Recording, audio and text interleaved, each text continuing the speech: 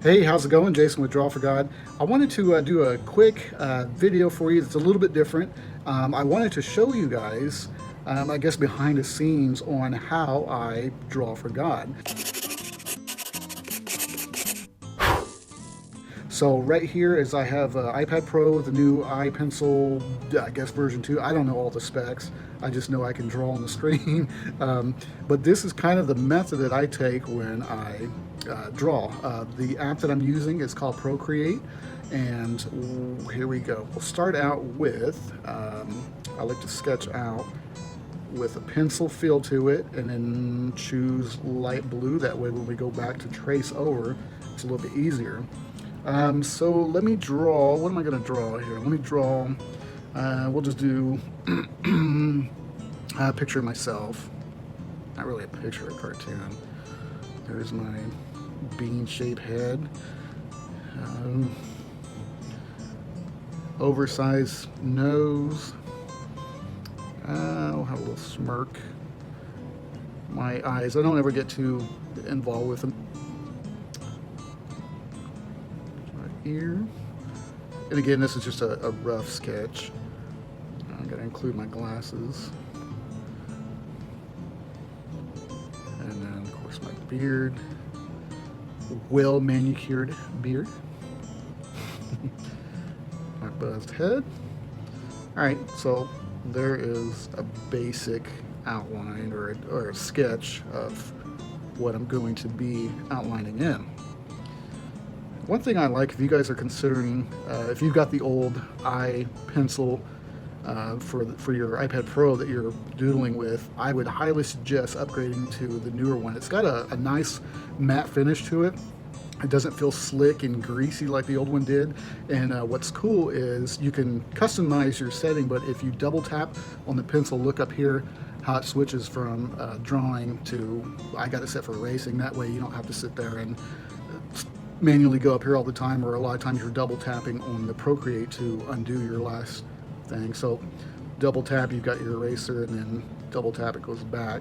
It makes it really easy, especially when you're getting intricate and you don't want to take time to go back and repeat those steps over and over. All right, so we've got our basic sketch down. And what I do is I go up and I create a new layer. And then we will go back and ink this.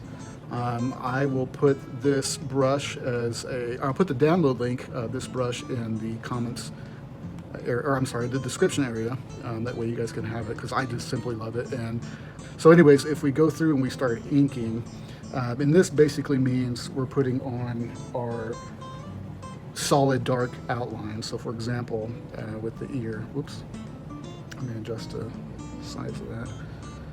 And this is actually where I'll get really, really, really picky. Majority of my time with my cartoons goes to inking, just to get it as perfect as I possibly can. This is one thing I love about the app, other than turning the whole iPad and stuff. You just 2 fingers twist. This way you could get the exact curves, and it's really comfortable working like that. Don't like that. I'm using 2 fingers. If I mess up, 2 finger taps on the screen undoes your last move. Let's see. Okay, here we go. I'll go in and quick switch to my eraser. I'll go in and just kind of get rid of that. Again, this is just really rough. It was something I was going to put on the website for production wise. I would take much more time to go through this. See what I mean? It's just like, oh, I can't get it. I'll live with that. Oops. Sometimes I have a tendency to want to sketch with with the pen tools. It's all about making constant, smooth lines that you can go to sleep at night and not have to worry about, wow, was that crooked or anything. But again, that's me getting picky. Oops, come on. My glasses aren't very square either. I'll just roll with it.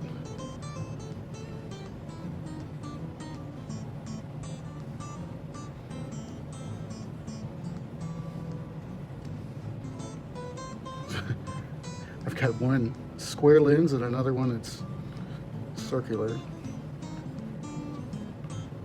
That's, I'll live with it. A little smirk. And the fun part is always adding the beard hair. Depending on what kind of cartoon I'm actually working on that's utilizing my face, I'll get detailed with the hair, or I might not get as detailed.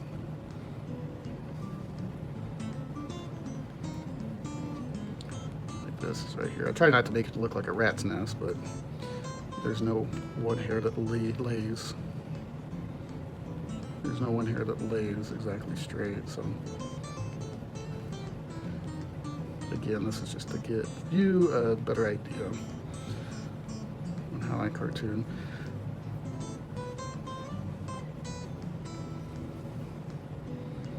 Connect those. Alright, so there's our awesome, very detailed outline. So at this point you can uncheck or hide the blue layer, the sketch layer, and I am not happy with that nose. I gotta just roll with it. All right, so we'll make another layer, and what you want to do is drag this layer and drop it underneath. This will be our color layer, our color fill. So a shortcut that I just learned not too long ago. Back in the day, I would sit there and color in non-stop, stay between lines. You remember like using a coloring book, but this, I'll show you here in a second, is so much faster. Click on the name for it to pop up, and then you want to do reference. So anything below this layer, we'll use this one as a reference. So click back on your color fill. We'll use this for my skin tone. So all you do is click and drag, click, more like tap and drag, and then let go. See how it's filling in the different areas. Just so much faster. Now, in between all this cross hatching, I'll manually go in and I'll use the same ink brush. Again, this is just really rough. All right, so now we got it all filled in, just about. There we go. Okay, so back in the day, like I said, I used to fill this in manually like that. Crazy. I used to use Illustrator. So let me go back and fill this. I don't like the hair looking so splotchy like that. Make sure I get that right here. I used Illustrator mainly to get the vector qualities out of it, but one of the things I wanted to do was kind of get more mobile on the iPad. I still end up back on the computer to do the final production with the words and putting the Draw for God logo and stuff on that, but most of the artwork is done on an iPad these days. Really have no need to do vector, so it's pretty nice having that option. Okay, sorry, I'm just rambling. Now we're going to put in the shadows. So create another layer and just make sure it's under your reference layer and then above your color one. And we can use the same brush. I keep referring back in the day, but the way I used to do it was actually, let me see, I could probably pull that off real quick. Okay, for shadowing, I used to click on the skin tone, take it down just a notch, and then you always got to remember your light source. So let's just say this is your light source. Like he's got a light bulb. Wow, that is not a good light bulb. There's your light source. So it's coming down in this direction.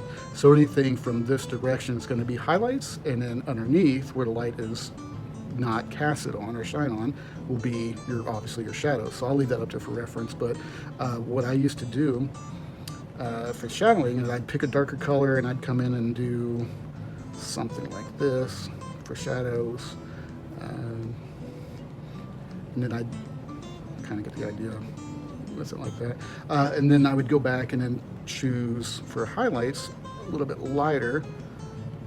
Oh, no, it's not light enough. Yeah, it's not light enough, but that would be my highlights. So I'm just going to delete that whole one. Another quick new method that I came up with, or I discovered, was just a really quick way an effective way to do highlights and shadows. So again, we're starting off with shadows. So pick black, just solid black.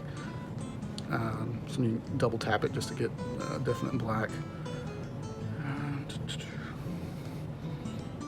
All right, so following, I deleted our light source, but following our light source will be down from that way. We'll just go top down. So underneath the big nose would be shadow. It doesn't look very good at all, but check this out. Tap on the layer, hit the N, you reduce the opacity. You see how it's changing right here? Whoops. Or, I'll turn that back up. You could click on adjustments, and then same thing here, and you could use the whole entire screen to adjust how dark or how light you want it. Go about right there. I don't like to do too much of a contrast. I try to make it subtle, but enough for it to pop and leap off the screen with that dimension when you're doing it. Probably about right. There'd be good. And again, you can go back and tweak it when you're all done. Just trying to get that smooth line. Shadow here. Just make your eyes seem like they're sunk in. With me, behind my beard and my mustache, I like to just do a little bit of dark through there just to not make it look like hair is just stuck on the face. So again, that adds another dimension to it. Now, technically, you wouldn't put a shadow on top of the head, but this is just to give almost like a 5 o'clock shadow feel to it. We'll just do a drop shadow there. On the bottom of the ear too, maybe. Alright, so there's your shadow, and then we'll add another layer, and this will be your highlight. So for your highlight, pick white, double tap to get true white. This one will take some playing around with. Let's highlight my big schnoz here. Oops. Again, you can get really picky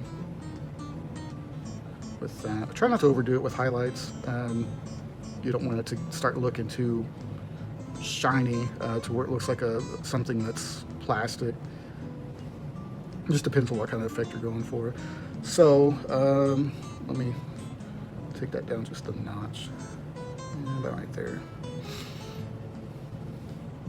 See the shine on my nose. Let's do this other part that would just whatever you think would catch light, like if you had a flashlight above the area, shining it down. Right one back there.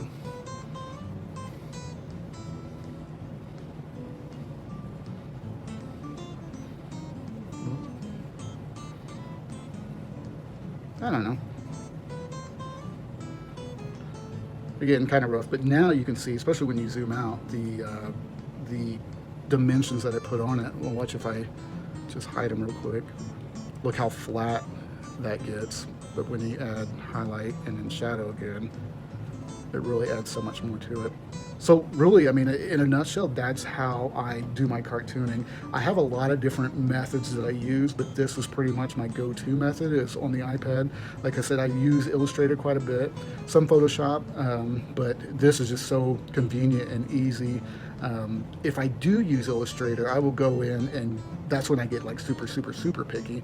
I'll take this line because it becomes a vector, so it'll have its different points that you can adjust to make that perfect curve. That's something if I'm going to make for print or something that's really a polished cartoon is what I call it. But a lot of times you don't need that. So that's it. If you guys have any questions or tell me what I did wrong, post a comment below, and then I'll try to help you out or whatever. I'm sure there's things that I left out, but that's mainly what I do when I sit down and God has put a cartoon on my heart to draw out or sketch. That's what I do. I just go through that, and that's the process. Hope you enjoyed it. If you did, give it a thumbs up and pass it on to your friend. Thanks.